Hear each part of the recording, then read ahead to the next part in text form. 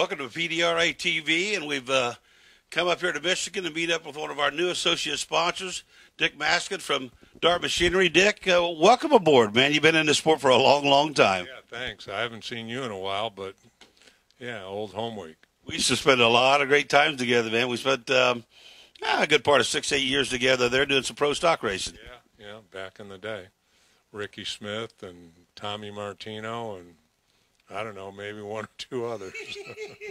Had a lot of fun. I got to go back to the days. Ironically, you know, at our last event of the season, we had an AMC car wind-top dragster, dual turbocharged AMC car wind-top dragster. But your experience with AMC cars go back into the early 70s, as I recall. 1971, we started building our first Gremlin. It was a little bit back by the factory and raced with Wally Booth as a team. And turns out Dave Tradishaw, who was Wally's crew chief at the time, still with you. Been my partner since 1997 in Dart. And right. So it's drag racing. It's old home week. So would you ever guess, how many years it was ago that you started this company up, that it would have taken off to what it is today? I mean, this thing's amazing. Well, yeah, I mean, I don't think of it that way. I never considered where we were going. I just kept coming to work every day and doing what I do and what I love to do, and stopped every now and then and raced for a while, and, you know, got re-energized and, you know, learned a lot more. Right. Every time we'd stop and go racing for 5 years or 10 years, or last time about 15 years, we'd bring better and better products back to Dart. You're part of the thing, and I'm not going to say you don't have great help, because you got superior help everywhere in all the buildings. There's not just one. There's a lot of them. But your main thing is you like using your head. You like the mechanical part and the how to make things go fast. Am I right about that? Well, I like fixing things, okay? And we're not mad scientists here. We haven't recreated or designed any new engines. We've just taken old Detroit iron and kept working on it and working on it and working on it. When I do my PRI seminar every year, I start out by saying, hey guys, we're still working on 55 Chevys. And it really is a 55 Chevy. It's just we've enhanced it. We fixed the oiling. We fixed the decks. We fixed the heads. We fixed everything about it. And they just keep running a little better and a little better and a little better, year by year. Take yourself back to those days, and then you kind of spin the wheel and move up to today to these LS projects and stuff like that. I mean, you are the leader in the industry, so to speak, on staying with the technology of today. Well, take the LS for instance. When we started on that, I looked at it about some 2006 actually, and came home and decided that we had to do something about the block, that it just didn't fit what we knew how to do and how much power we were capable of making at the time. And the head was secondary. There was a lot of good ones out there, and they were easier to fix. And came home and worked on it and put it away. Just couldn't figure out how to do it. And looked again about a year and a half ago, 2 years ago, and finally came to it. And it came to me what to do, and we kept working on it and designing it and drawing it and changing it and adapting it till we got what we call the LS Next. And it's been real successful. It does what we need it to do, and it's going to allow that engine platform to go a lot further. It has really, really, really taken off big time. Yeah, it has. It's starting to gain a lot of traction. You know, we got it to the 60-foot mark. Now we got to get it to the 330, and we're working on it. I had the fortune of announcing an LS event in Atlanta this year, and frankly, I'm just a little bit behind times on some things, because sort of like you, I've kind of got in and got back out, you know, now doing a lot of the announcing and the live feed TV and things like we're doing here today. But I was amazed at how far things have come along. It just, nothing is remotely close to the same. No, it's a modern day small block Chevy. It's got a lot of good features built in the original design, but then it's got some features that need to be enhanced and fixed. The oiling system, the windage are a problem. Some of the design limitations that go in production engine are there that we've had to change and reinforce. And so we've taken a mixture of the new and the old, and we've kind of put them together, and now we've got the best of both worlds. So when you guys first got Dart Machinery fired up in the earlier years, your primary project at the time was, correct me if I'm wrong, when I was thinking it was primarily cylinder heads. Well, it actually was an exhaust port in a top fuel and funny car head. Really? That was our first product. It got brought to me. God had something to do with it. And all the work we'd done on the AMCs in that 10-year period, it all worked. Having to make our own heads back then, we knew how to make heads. Being able to have the contacts from the Pro Stock era with the guys that in all the car companies, Chrysler included, which is where we got the tooling to make the first head. Knowing how to file cores, knowing how to machine stuff, knowing the people who knew how to do it, we were able to pretty much change the whole world. As Lee Beard said in his article about the evolution of the fuel engine not long ago, that Dart brought the exhaust port to the surface, the twin plugs, the 55-degree valve seats, and the exhaust port that we designed in 1981 is still used today.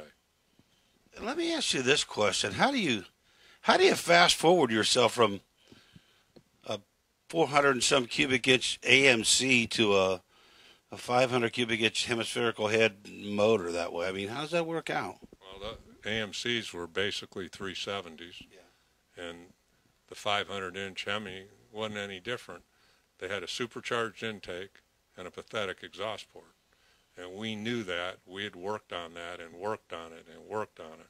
So it was just a matter of putting the right shape port in the right place on the head and not taking into account that's got to fit in a Challenger with an exhaust manifold on it, that's going to fit in a fuel car, and what it's got to look like, and getting lucky and finding the foundry that had made the best aluminum heads the Chryslers had ever seen, and having a guy like Tom Hoover, father of the Hemi, being confident enough in me to let us use the tooling and eventually own it. It all came together at one time. It just, sometimes a crossword puzzle works and sometimes it doesn't. So the old adage that it's all about air and fuel could not have come into play any more than that. Plenty of air, plenty of fuel, but no real way to get rid of it, and that's where that exhaust side of the thing come in at. Yeah, all engines are the same. Nowadays we put the O2 sensor in the exhaust pipe because we want to know what the fuel-air mixture is that went through the engine. Well, enough said about that. You got to have good exhaust ports. The intake port is more important once the good exhaust port exists, but until it exists, you're not going to see a benefit from a better intake port. Wow. I would have never have known that. I would have had that thing backwards forever, as long as we've known each other. So we'll fast forward things a little bit from that point and get to the position where you decide, well, let's get into some real production stuff here. Let's start making some things. At any point in time, is that where the small block head come in at? Well, the first head we made after the Hemi was the Pro Stock stuff, going back to our roots. The big blocks were pretty popular, and by then they were 500 inches. That had all changed from the time I retired till the time it was time to make a big block head. IHRA was running mountain motor stuff at the time, which weren't real big, but they were bigger. Right. And we made our first dent in a production mode in an aluminum aftermarket big block head that nobody had ever made before. But we rolled it over like the Pro Stock stuff was. We put better seats in it, better ports, better water jackets, better aluminum, all the things that a good head needs to survive in racing. And we still make that head today. Really? So that was the dominator then, and obviously it was so good that you still continue to build it. You probably not something you see on modern day today pro stock cars, but utilized in a lot of other applications. Yeah, it's used in the sportsman ranks now. And that's what it was primarily for, because it wasn't legal in pro stock because you had to have a factory part number. But Rear and them built mountain motors out of them, and and then we did a small block head, and we did the Buick V6 head for Buick. We did the Buick V8 head that was popular in Comp Eliminator, and we did a lot of things that nobody else did. We did them first, okay, and copying, I guess, is the most sincerest form of flattery, and there's a lot of that stuff out there nowadays, and it comes from everywhere. I say that from being in the custom paint business the same way. If a guy copies your paint job, to me, it's nothing but a compliment. In your situation, though, I mean, you've put the effort in, the time, the effort, everything it takes to make it all happen. And I agree with you on that. It is kind of frustrating from time to time. Let's move on from the 500-inch thing to where we ultimately get into more of the production line thing. What came next? Well, Chrysler had come to me and wanted me to make a Hemi block. And I did all the research on how to do it and was very honest with the purchasing people that I couldn't afford to build the tooling out of my pocket, but if they would front me the money, that I knew I could do it. Well, everything I told them, they stole from me and went and did it themselves. But lo and behold, a deal came upon not too long after where Oldsmobile, like Buick and like Chevy and like Pontiac, had their own engine programs for their Cup cars. And they were fighting each other more than they were the off-brands. Right. Okay, they were fighting among each other. So Olds didn't have a good block, and Pontiac didn't have a good head. And Pontiac went to Brodex, and Olds came to us, and we could afford it then, and we built the tool, the Rocket Block, which, stands on its own 2 feet. We call it an Iron Eagle now because our deal was when you guys don't want to buy anymore, give me a couple years, and then I'll start selling them under a different name. So that was our first attempt at making blocks. And then I got involved with World Products, and we made the Merlin. And then when we broke up with World Products, we had the Dart Merlin and the Dart 2 heads, and all that stuff came out of the guys who work here's brains and how to do it and what it had to look like. But it was all based on the technology from 1980. Because that's all we knew. And when we went back racing in 1990, now all of a sudden the technology wagon starts rolling again. Right. And all the stuff we were doing to the pro stock engines, again, are bringing technology back in the door on Monday morning. Yeah. So that's when the product line really started to evolve, is in our second life in pro stock. I could ask you a blue million questions, but in your mind, do you truly believe that win on Sunday, sell on Monday, in your case, was truly applicable? Well, what applies was the fact that I was out there, and I could answer questions, and I could look at the guy's stuff, and I could help him fix it, and putting eyes on it, and seeing where the problems lied. I could come back here and set everybody in gear to go in the right direction for what the problems people were having. We've always built stuff for pent-up demand, and in this case, it was a very easy demand to identify because I saw it with my own eyes. Okay, the pent-up demand part, you're kind of guessing a little bit. The LS thing was an easy guess. Some of the Ford stuff was an easy guess, but back then, being there was important. Absolutely. And all those brands have been real, real good to you ever since. I mean, I would think that, again, I'm thinking in my mind and maybe out of turn, but the Chevrolet brand primarily would have to be, in my mind at least, your best seller. Oh, yeah, it definitely is. All the different versions of it. We have the SHP block, we have the Little M, we have the Iron Eagle, we have the aluminum versions, raised cams, tall deck, wide pan rails. That all came out of the Olds program. Everybody's now just figuring out that works. Yeah. and we did that. We did that in the '80s. So, you know, what can I say? I mean, you know, we got lucky. We were in the right places at the right time. We were involved with the right people. We got really good engine builders as customers. Okay, and that's where the feedback comes from, because you can't possibly build all these different combinations. You rely on them for information. And since I've been there and seen it and know the thing from the inside out, it's pretty darn easy to communicate with all the different engine builders, from the guys who build crate engines and short blocks to the guys who are building the 940-inch Pro Mod engines. The other thing about you is that at some point in time, or at one point in time when you first started this thing, there were certain things that you had to farm out with regard to the foundry and those type things. But now, pretty much every bit of that stuff's totally in-house. Well, we still don't own a foundry, and probably don't intend to anytime soon. We've got good suppliers all in the Midwest. We do all our own machining. We do all our own designing.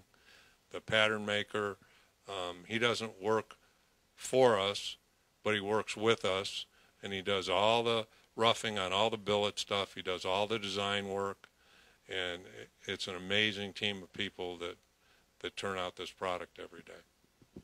Do you ever have any intention of going back to pro stock racing? Does it drive you just absolutely nuts from time to time? I mean, you got to miss it. I don't miss it. I don't miss it. Having 2 full-time jobs for all those years and all those miles, whether it be in an airplane or a truck or a car, I mean, honest, I don't miss any of it, because I get to do the part I really love. You got to miss some of the people, though. Yeah, but I get to talk to them all the time, and I get to see them at least once or twice a year. So, you know, we're all getting older, but hey, what are we going to do about it?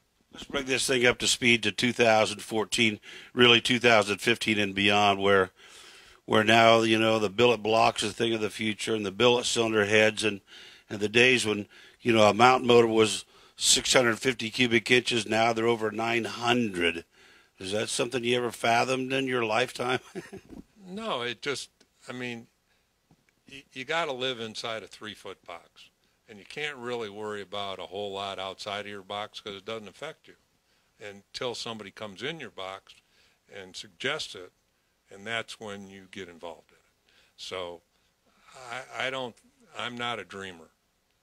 I'm focused on today, okay, and the problems that today lend. And again, I like fixing things. And so every day is a new challenge, because something's always broke. You're watching PDRA TV.